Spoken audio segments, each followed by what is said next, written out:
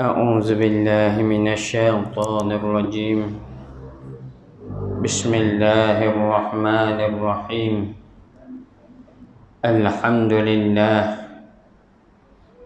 الحمد لله رب العالمين، والصلاة والسلام على أشرف الأنبياء والمرسلين وعلى آله وصحبه أجمعين. رب اشرح لي صدري ويسر لي أمري واحلل عقدة من لساني يفقه قولي. رب يسر ولا تعسر، رب تمم بالخير.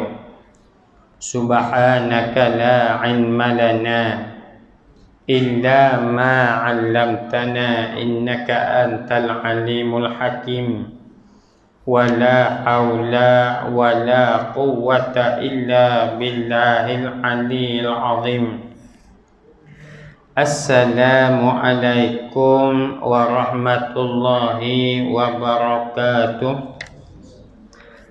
قال مصنف رحمه الله: ونفعنا بعلومه في دارين آمين ya rabbal alamin. Cabang iman yang ke-16, pegangan teguh seseorang dengan agamanya sehingga dicampurkan ke dalam api lebih dia sukai berbanding kufur, yakni berbanding kembali kepada kemungkaran, kembali kepada agama yang lain. Di sini tajuk perbincangan kita pada perjumpaan yang lepas, bagaimana kewajipan kepada kita sebagai orang yang beriman berpegang teguh sungguh-sungguh pada agama Allah Ta'ala. Jangan diganti, jangan ditukar dengan perkara-perkara dunia, walaupun dunia dan seisinya, kerana agama Allah Ta'ala nikmat yang amat besar, yang jauh lebih mahal daripada dunia yang ada pada tangan orang-orang yang kafir. Kalau kita ingatlah bagaimana kisah Masyitah, ayat ni tukang sisir, tukang sikat rambut anak Fir'aun, tukang sikat rambut anak Fir'aun. Bagaimana apabila dia ditangkap oleh Fir'aun kerana didapati dia telah meragama Islam, menuruti agama yang dibawa oleh Nabi Musa alaihissalam. Lalu Masyitah ni diperintahkan supaya kembali semula memperhambakan, mempertuhankan Fir'aun. Kan Fir'aun kan dia mengaku faqala ana rabbukumul a'la, katakanlah aku Tuhanmu yang tinggi. Jadi apabila Masyitah tidak mau, Masyitah ni bukan nama dia, Masyitah ni maksudnya tukang sisir rambut, tukang sikat rambut, yakni tukang sisir rambut kepada anak Fir'aun. Jadi Masyitah ni tidak mau kembali kepada agama yang lain. Lalu Fir'aun ni nyebunuh habis anak beranak Masyitah. Dia lepas di dalam periuk api yang dibakar dengan api yang cukup dahsyat. Pas seorang lepas, pas seorang lepas lah kali Masyitah bersama dia dengan seorang anak yang masih lagi kecil. Nak menengok ni dia kata, kalau ikut aku nak nampak ni lama dah aku nampak. Tapi kerana sabit dengan anak aku siang ni kecil lagi ni. Apa kata anak dia, wahai ibu ku terjunglah, kerana apa yang ibu buat ni perkara yang benar. Allah Ta'ala akan sediakan balasan untuk ibu. Maka Masyitah bersama dengan anak dia kecil rela terjun ke dalam api. Kerana apa? Nak mempertahankan agama yang ada pada diri dia tu. Nak mempertahankan agama yang ada pada diri dia tu. Kita pula macam mana ya, kita kena ajar sama banyak doa pada Allah. Di antara doa yang jangan putus kita tinggal, Allahumma khtim alaina bihusnil khatimah wa la takhtim alaina ya Allah bisu'il khatimah. Ya Allah, matikanlah aku dengan kematian yang mulia ya Allah, dan jangan kamu matikan aku ya Allah dengan kematian yang hina ya Allah. Ataupun ya muqallibal qulub tsabbit qulubana ala dinik wa ala ta'atik. Wahai Tuhan yang membolak-balik ke hati manusia ni, tetapkanlah hati kami ni di atas agama kamu, dan tetapkanlah hati kami ni di atas ketaatan kepada kamu. Ni doa ni jangan kita tinggalkan. Apa? Kerana kita dah tahu esok sekarang benda yang berlaku pada kita, kita dah tahu. Kita dah tahu lagu mana keadaan kita ni. Kita bimbang diuji oleh Allah Ta'ala dengan ujian yang bersabit dengan masalah agama. Tu kita takut ni, kadang-kadang cakap, semua boleh cakap. Tapi apabila diuji dengan ujian-ujian yang dahsyat, na'udzubillah, bimbang terpaling kaki kita daripada agama yang sebenar kepada agama yang tidak diredai oleh Allah Subhanahu wa ta'ala. Hadis-hadis Anas yang disepakati muttafaqun alaih. Hadis Anas bin Malik radhiyallahu anhu yang disepakati sahihnya, maknanya yang diriwayat oleh Imam Bukhari dan Imam Muslim, sama ada dia sebut muttafaqun alaih ataupun as-sahihain. Dua orang yang mensahihkannya. Thalathun man kunna fihi wajada bihinna halawatal imani thumma qala wa an yulqiya fin nari ahabbu ilai min an yarji'a ilal kufri ba'da an anqadahu Allahu minhum. Sesiapa yang mempunyai tiga perkara dalam dirinya, maka dia akan merasai kemanisan iman. Ni di antaranya dia sebut, belum ni kita sebut dah sebelum ni. Jadi tiga perkara, siapa-siapa yang ada pada diri dia ni, tiga perkara, dia akan jumpa dengan kemanisan iman yang ada pada diri dia. Kita kemanisan dalam agama ni satu benda yang susah kita nak faham, melainkan kalau orang yang telah mengalami dia.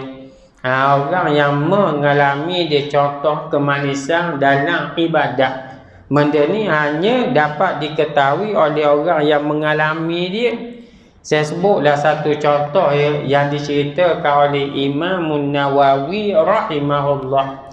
Imam Nawawi dia karang satu kitab At-Tibyan fi Adabi Hamalatil Quran. Satu kitab yang membicarakan tentang adab terhadap Al-Quranul Karim. Imam Nawawi dia buat istiqra', dia buat kajian, dia dapati ada di kalangan ulama sehari dia mampu mengkhatam 8 kali bacaan Quran sehari.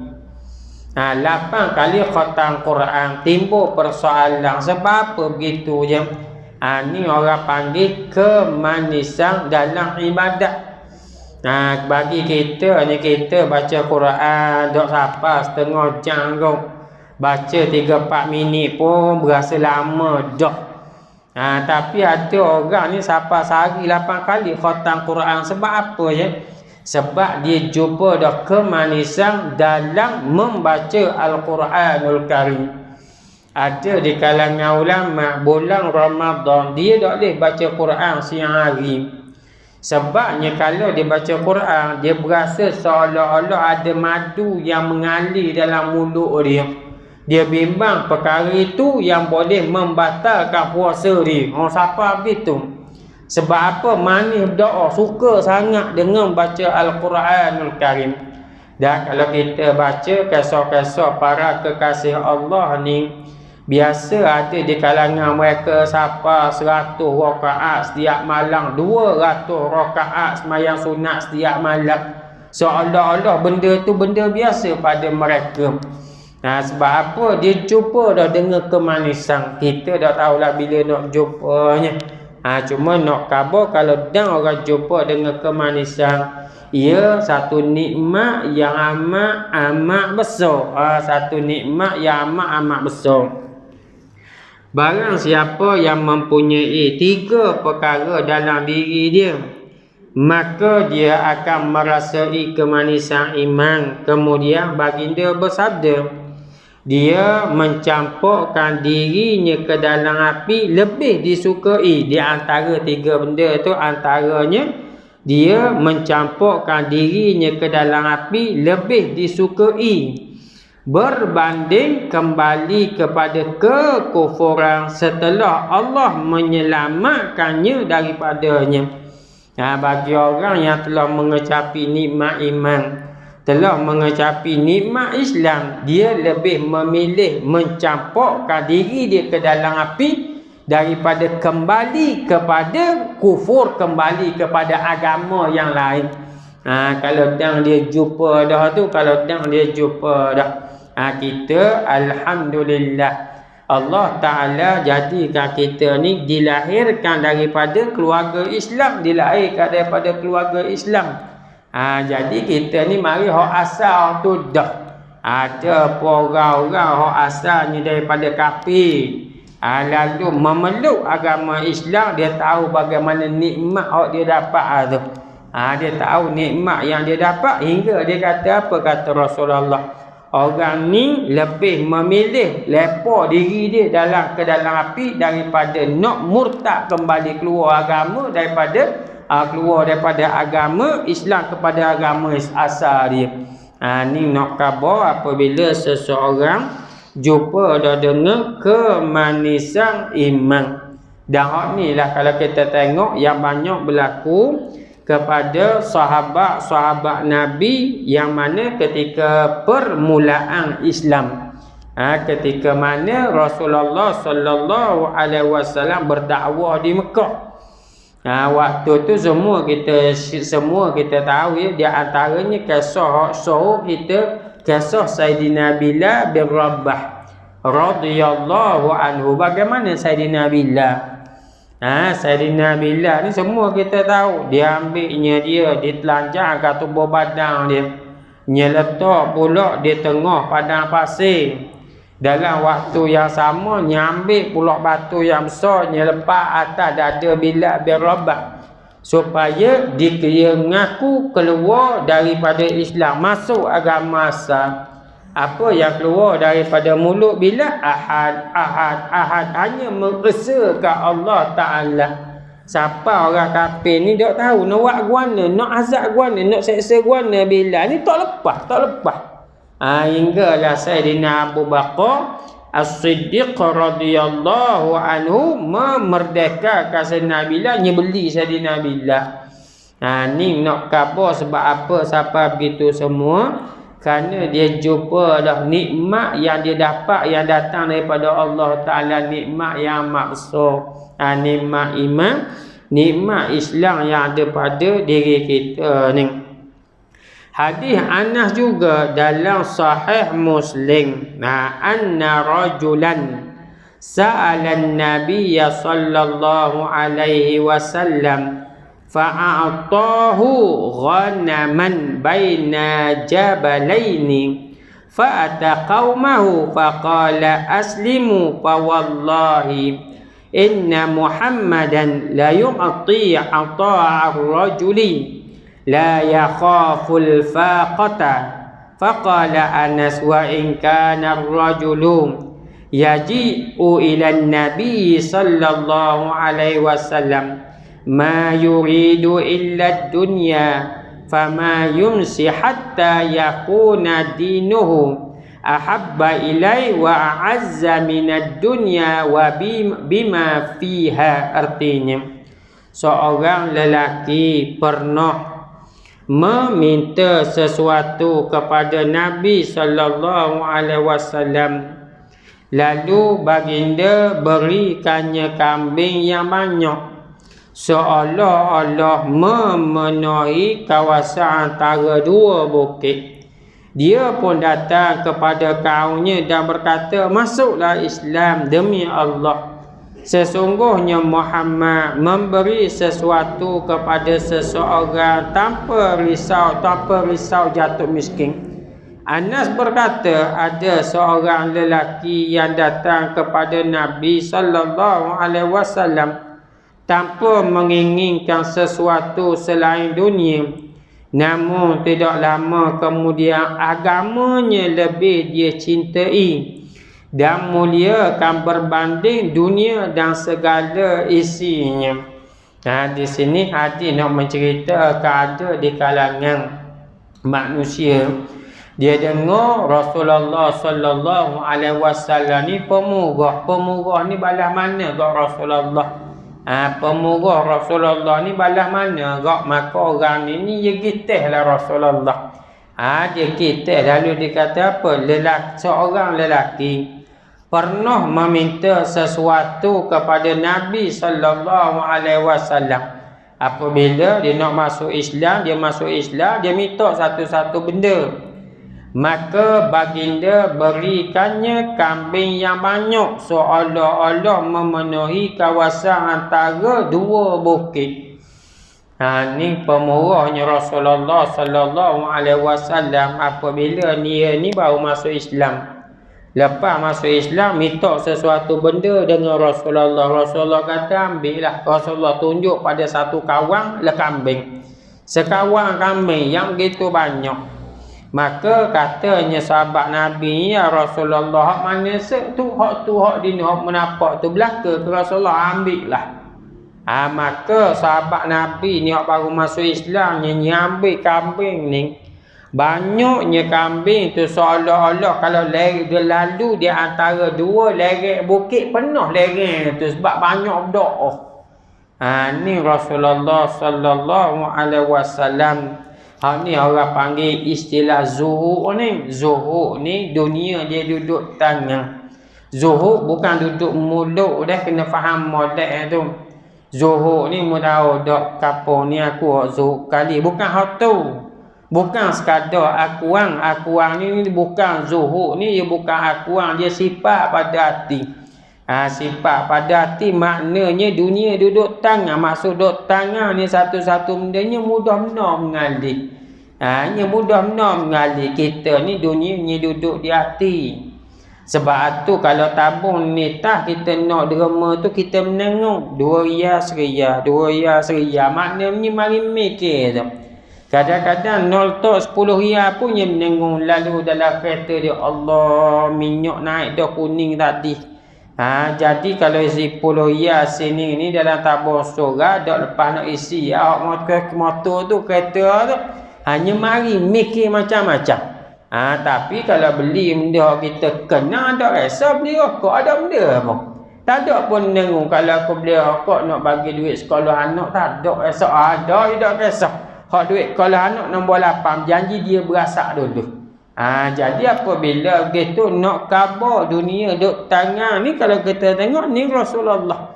Rasulullah apabila orang minta Rasulullah beri kambing yang begitu banyak, katanya apa? Seolah-olah memenuhi kawasan antara dua bukit. Maknanya ni takut lereng bukit tu penuh dengan kambing. Dia pun datang kepada kaumnya dan berkata, masuklah Islam. Lalu dia khabar ke kaum dia ni, dia kata masuklah Islam. Kerana aku ni baru masuk Islam, mu tengok dah kambing tu, bertambah lana aku dapat Rasulullah bagi. Demi Allah, sesungguhnya Muhammad memberi sesuatu kepada seseorang tanpa risau jatuh miskin. Allah Rasulullahnya beri ke orang, dia tak ada kenali langsung kan beri banyak miskin aku kan. Tak, Rasulullah tak ada begitu. Tambahan lagi Rasulullah pun kata apa? Manaqasun malun min sadaqatin, takkan berkurangnya atau benda orang yang bersedekah. Kalau orang yakinnya mudahlah mengalir. Ada pun kalau tak yakinnya berasa berat lah sikit nak keluar tu. Anas berkata, ada seorang lelaki yang datang kepada Nabi tanpa menginginkan sesuatu selain dunia. Ini gambaran para sahabat. Ini gambaran sebahagian para sahabat, bukan semua, sebahagian. Ada di kalangan orang ni asal pergi jumpa Nabi, tak ada benda dalam kepala otak je, masuk Islam nak dapat dunia. Nak dapat dunia. Dia antaranya kan kita mengaji kan, asnah ni di antara orang yang kita boleh beri asnah adalah mu'allaf. Mu'allaf orang yang baru masuk Islam. Kalau orang yang malah pergi dengar tu mu'allaf, tu lain tu. Ni mu'allaf, orang yang baru masuk Islam. Tujuan apa nak bagi pada seseorang? Untuk melembutkan hati dia. Untuk nak melembutkan hati dia.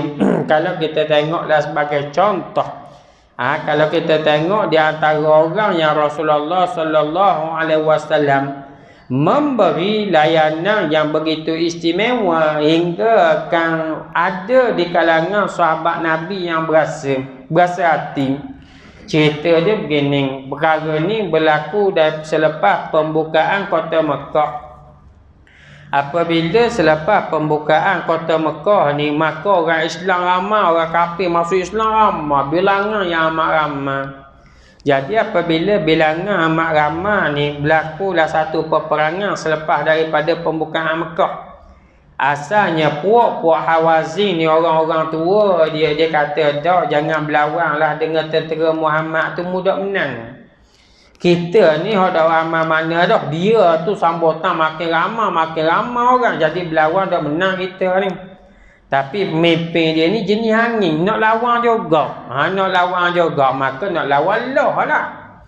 Jadi apabila begitu berlakulah peperangan. Pada peperangan tersebut dinamakan peperangan Hunain. Peperangan tu asal dimenangi ataupun kekalahan berlaku pada orang Islam. Kenapa? Kerana ni peringatan untuk kita ni. Yauma Hunain idh a'jabatkum kathratukum. Pada hari Hunain kamu merasa takjub dengan bilangan kamu yang ramai. Ni. Jadi dalam peperangan tersebut, oleh kerana orang Islam ramai ni, maka sama-sama mereka cakap menang dah kita. Kita tengok ramai mana puak dia, ramai mana. Sedap duduk dak. Tu jaga tu. Jaga kita dalam nak jual pada agama Allah. Kerja usaha ikhtiar. Jangan ada berasa menang dah apa jalan dah. Kita bilangan kita warna, isu kita banyak. Jangan. Kita buat kata yang kita mampu, fatawakkal ala Allah, patut berserah pada Allah. Kerana Allah Ta'ala boleh beri pada siapa yang Allah Ta'ala nak, dan Allah Ta'ala boleh cabut daripada siapa-siapa yang Allah Ta'ala nak. Jadi dalam peperangan tu asalnya Islam apabila dia diserang hendak oleh puak kafir, ramai orang Islam lari ni, hak tinggal beberapa kerak di antara Rasulullah sallallahu alaihi wasallam. Apabila orang Islam lari, orang kafir serang ni secara mengejut, maka Rasulullah suruh Abbas, bapa saudara dia wayah Abbas, mu panggil mula tentera Islam. Abbas ni mempunyai suara yang kuat. Dia panggil mari semula tentera berlawan dengan tentera kafir. Menang tentera Islam dan mendapat harta ghanimah yang begitu banyak. Jadi apabila dapat begitu banyak, maka Rasulullah dia beri siapa harta ghanimah ni? Dia beri kebanyakan kepada ni orang yang baru masuk Islam ni.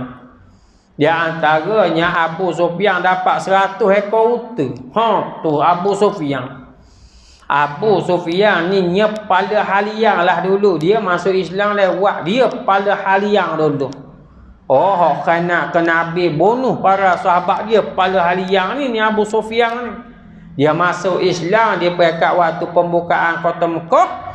Maka lepas peperangan tersebut 100 ekor untanya beri kepada Abu Sufyan. Hak penduduk Mekah, hak baru masuk Islam ni, hak ni nya beri kambing. Maknanya kemewahan yang begitu ketara besar banyak. Hak yang menyedihkan apabila di pihak tentera Ansar ada di kalangan mereka tak dapat benda tu. Ansar ni siapa? Orang hak yang menyelamatkan Rasulullah, peristiwa dakwah Rasul daripada Mekah ke Madinah. Tu Madinah tu Ansar. Jadi apabila begitu, bunyilah di kalangan orang-orang Ansar. So Rasulullah apabila dah dia jumpa awak-awak dia dah. Maknanya anak beranak lah. Dah Mekah kan buka dah kota Mekah. Kan ramai anak beranak mula lah. Dia lupa dah kita padahal tidak tengok. Pedang kita ni berdarah lagi. Kerana apa? Mempertahankan dia. Dulu dia ada orang nak turut dia. Dia mari kat kita. Kita layan dia, kita sambut dia, kita ra'i dia diam. Maknanya sedih lah sedih. Dah bayangkan hak lama ni duduk dengan Rasulullah, tiba-tiba time menang tak dapat sikit pun jawatan. Dengan bahasa mudah gitu lah. Tak dapat harta ghanimah, tak dapat tu. Jadi apabila berlaku benda tu, sahabat-sahabat Nabi ni adalah mengeluh bunyi begitu. Lalu apabila ngeluhan bunyi gitu tu diketahui, hak jelas Allah Ta'ala Maha mengetahui. Lalu Jibril dia dengar benda tu, nya siapa berita tu ke Rasulullah. Hanya siapa berita tu ke Rasulullah. Apabila siapa ke Rasulullah sallallahu alaihi wasallam, maka Rasulullah berasa bimbanglah. Takut orang-orang Ansar ni nya salah faham. Muhammad mentang-mentang balik kampung sendirinya tak duli dah ke kita, hanya bimbang gitu. Jadi Rasulullah sallallahu alaihi wasallam panggil semua golongan Ansar ni kumpul satu tempat di jauh sikit daripada kota Mekah. Supaya orang-orang Mekah tak payah marilah sebab nak bincang dengan orang-orang Ansar je. Lalu Rasulullah tanya, wahai orang Ansar, ada benda-benda tak nak khabar aku? Kata orang Ansar, ada ya Rasulullah, sami'na wa ata'na, aku dengar dan patuh je lah. Lalu katanya Rasulullah, wahai orang Ansar, adakah mu nak khabar gini, bahawa sesungguhnya Muhammad tu ketika mana ni pedang aku berdarah lagi mempertahankan dia. Apabila habis peperangan, tiba-tiba dia lupa dah kami. Sedangkan kami yang jaga dia, kami yang menyelamatkan dia, kami yang membantu dia dalam dakwah. Tiba-tiba apabila dah menang dah kota Mekah ni, maka mereka lupa daripada kami. Adakah mu nak khabar gitu ke wahai Ansar pada aku? Kejutlah orang Ansar ni, macam mana Rasulullah tahu? Dah berita mari daripada Jibril. Jadi apabila dengar begitu kok, Allah, orang Ansar ni berasa bersalah. Berasa bersalah, berteriak, menangis ni minta maaf dengan Rasulullah sallallahu alaihi wasallam. Jadi apabila dia minta maaf pada Rasulullah, lalu Rasulullah beri penerangan kepada orang Ansar. Wahai golongan Ansar, sesungguhnya untuk maklumat kamu, adakah kamu cemburu dengan apa yang aku beri kepada mereka ni? Aku beri unta, aku beri kuda, aku beri kambing. Mereka mendapat dunia, ada pun kamu wahai golongan Ansar, kamu mendapat aku. Maknanya aku balik bersamamu, aku dah duduk Mekah, aku balik bersamamu wahai golongan Ansar. Adakah pada kamu dunia yang ada mereka dapat dengan aku jauh lebih bernilai dunia daripada aku?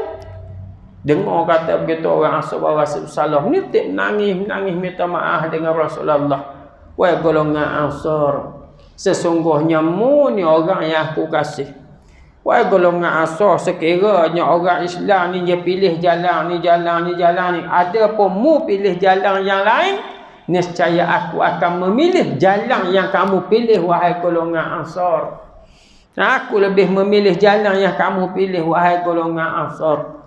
Lalu apabila begitu Rasulullah berdoa pada Allah Ta'ala supaya memuliakan golongan Ansar dan keturunan di kalangan golongan Ansar, Rasulullah mendoakan kepada Allah Subhanahu wa Ta'ala.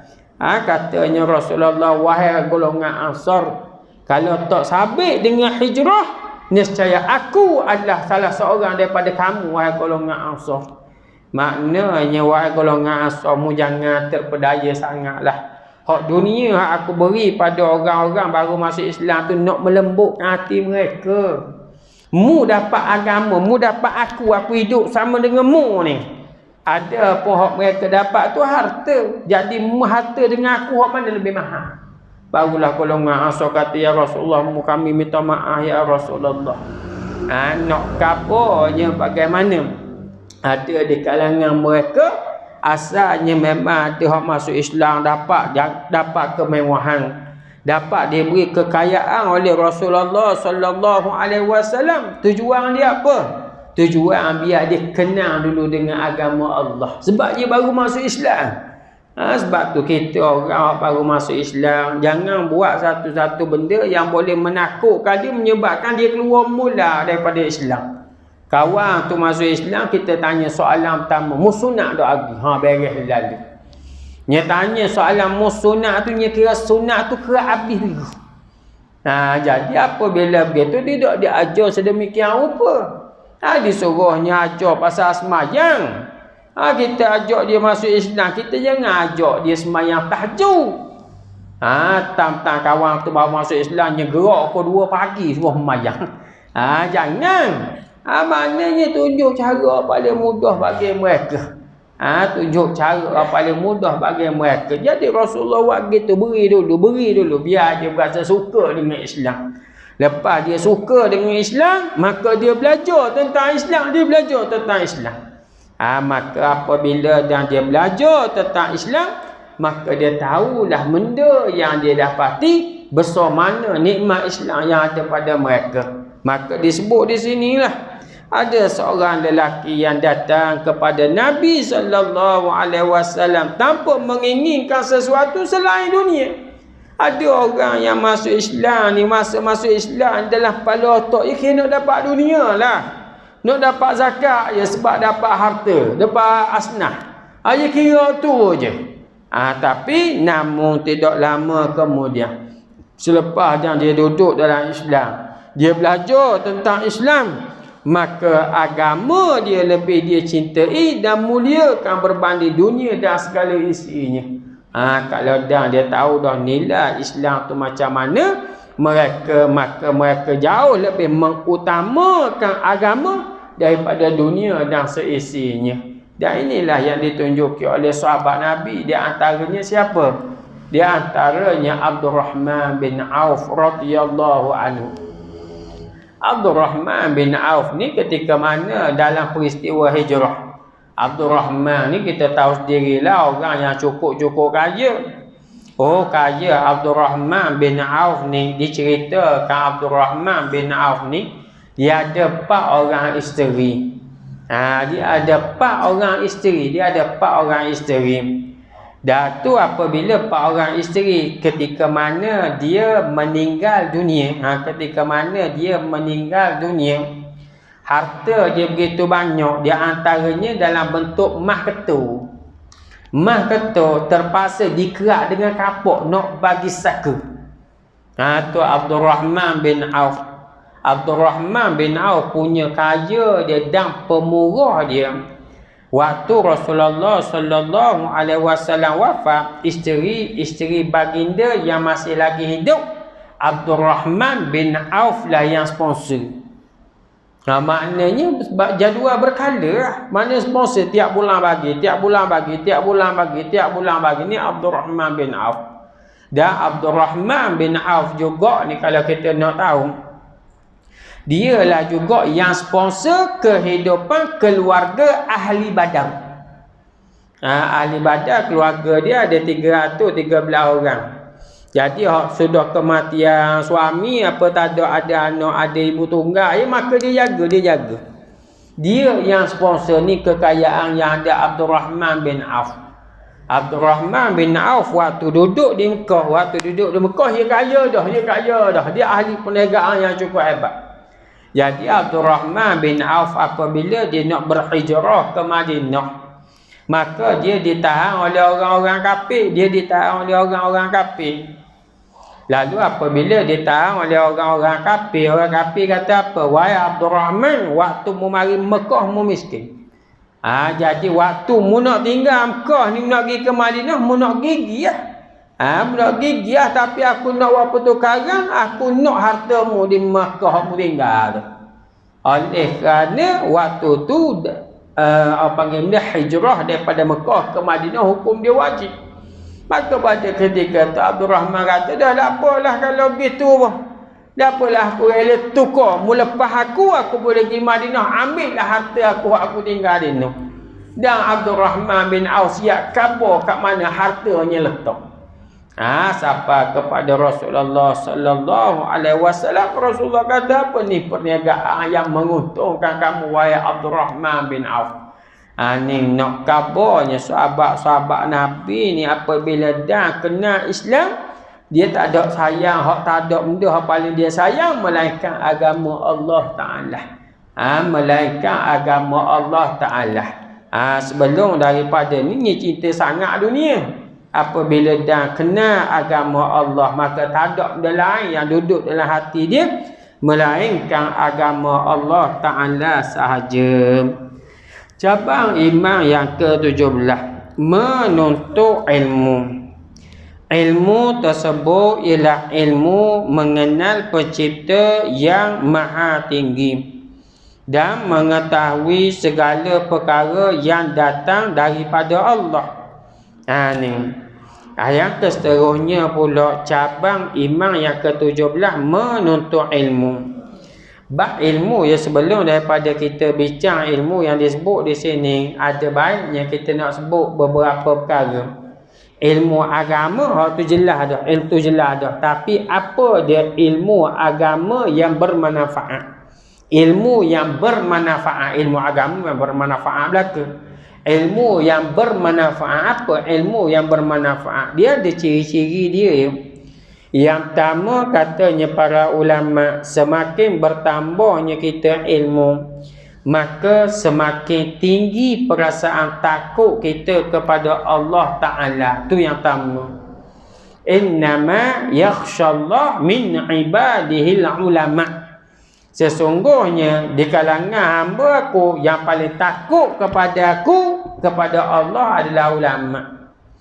Cuba kita tanya jadi kita, antara ulama dengan kita, hak mana banyak taat? Kita tahu jawapan dia. Antara ulama dengan kita, hak mana banyak maksiat dan bahan lara banyak? Kita tahu dah jawapan dia juga. Tapi persoalannya, sebab apa ulama walaupun dia ibadat banyak, maksiat dia kurang ataupun tak ada, tapi kenapa dia paling takut pada Allah Ta'ala? Katanya para ulama, kerananya ilmu dia tentang ketuhanan tu lebih daripada kita. Ni yang pertama ni, makin belajar makin takut kita pada Allah. Jadi makin takut ni maknanya takut melakukan perkara yang dimurkai oleh Allah. Tu yang pertama. Yang kedua, makin kita belajar, makin tahu kehidupan kita dengan dunia ni, makin tahu. Makin ku ngaji surah bala, nampak ku racok pergi kerja dunia sampai ada damai jemaah dah. Takut gitu sadar, padahal semakin belajar makin tahu kita dengan dunia yang melalaikan. Yang kedua ni, makin kita belajar ni makin tahu. Yang ketiga, makin kita belajar makin manis kita dengan perkara akhirat. Makin belajar makin sungguh kusda beramal. Makin belajar kusda pergi surah, makin banyak jaga mayang jemaah, makin sungguh dalam baca Quran. Ni makin yang ketiga. Yang keempat, makin kita belajar makin zahir aib yang ada pada diri kita. Ni yang besar ni. Katanya Rasulullah, tuba liman syaghalahu aibuhu an ujubin nas. Beruntungnya seseorang yang menyibukkan diri dia untuk mencari aib yang ada pada diri dia, daripada duk sibuk cari aib yang ada pada orang lain. Makin kita belajar, makin kita nampak Allah beratnya aku baca Quran selama ni. Makin belajar Allah beratnya mayang aku banyaknya kekurangan. Makin belajar Allah warna akhlak aku ni benarnya timbung bertembung dengan yang disuruh oleh syarak. Maknanya nampak kekurangan kita, dengan sebab nampak tu maka berlakulah perubahan. Makin belajar, makin nampak aib yang ada pada diri. Dan makin kita belajar, makin kita tahu selok belok yang datang daripada syaitan untuk nak merosakkan kita. Ni kesan daripada belajar ni. Dan makin kita belajar adalah makin kita berubah jadi orang yang lebih baik. Man izdada ilman lam yazdad huda wa lam yazdad minallah illa bu'da.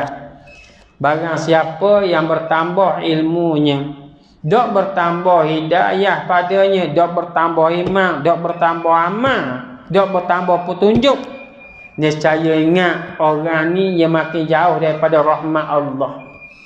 Kita ingat ya, kita mungkin lama dah mari nada, mari dengar pun ya, nada pun ya. Jadi apabila kita mari cuba ni ulama ajar ya, cuba kita tengok ya dari sudut kualiti kita pergi dengar dia kejap, kualiti dia. Nak tahu kualiti dia, bagaimana kesan hasil daripada dengar, ada tak perubahan berlaku pada diri kita. Mungkin sebelum dengar sekadar kenal mayang wajib je, lepas dengar alhamdulillah mayang sunat pun gagah. Sebelum dengar pada duk baca Facebook, Instagram je. Tapi lepas dengar makin kerek baca Quran ada ke tak. Belum dengar kita banyak nyanyi lagu je. Lepas dengar banyak zikir dah, banyak solawat ada ke tak. Maka benda ni masing-masing kena tanya diri masing-masing lah. Nak tahu kualiti kesan apa yang kita belajar tu, dia beri feedback kebaikan pada kita. Kalaulah sekadar kita dengar tak ada perubahan, kita bimbang hadis tadilah. Siapa-siapa yang bertambah ilmu, dok bertambah hidayah, dok bertambah iman, dok bertambah amal, orang ni makin jauh daripada rahmat Allah Ta'ala. Imam Ghazali dia sebut gini, kitab ni molek kita baca ni, insya-Allah ada peluang mungkin kita boleh baca dalam kitab Bidayatul Hidayah. Dalam kitab Bidayatul Hidayah, Imam Ghazali kata apa? Dalam permulaan kitab Bidayatul Hidayah, Imam Ghazali ajar bangun sebelum bangun tidur kena amal, benda berzikir-zikir dia ajar. Kata Imam Ghazali, kalaulah segala benda mu belajar tu tidak melahirkan perasaan hatimu tu nak beramal, sekadar mu nak belajar je. Nak tahu je ada pun beramal, tak ada benda hak zikir yang dia ajar ni, tak ada. Malah perasaanmu tu dok siku dengan benda hak mu belajar. Ingat mu sebenarnya telah terpengaruh dengan syaitan. Kerana apa? Kerana mu belajar ni sekadar mata-mata nak dapat nama, bukan untuk nak beramal. Nak dapat nama saja, ada pun beramal mu tidak. Jadi kalau betul lah mu belajar ni kerana Allah, maka benda mu belajar tu akan berubah pada diri kamu. Maka benda ni nasihat untuk saya dan juga bagi yang dengar. Kita kena cek ya, dok ada dengar balik esok mari pula dengar pula. Hak dengar tu molek lah, tapi benda perubahan yang berlaku pada diri kita.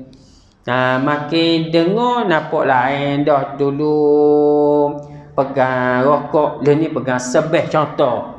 Jadi maknanya jadi lain lah, jadi lain.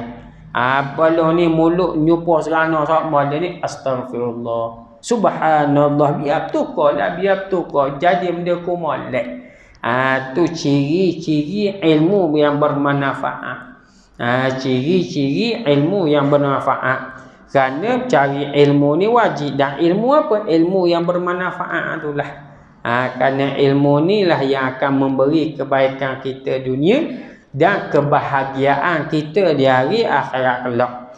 Ada apa yang disebut di dalam kitab kita ni, insya-Allah kita akan sambung pada perjumpaan yang akan datang. Wallahu a'lam. Wallahu ta'ala a'la wa a'lam. Wabillahi taufiq wal hidayah. Assalamualaikum warahmatullahi wabarakatuh.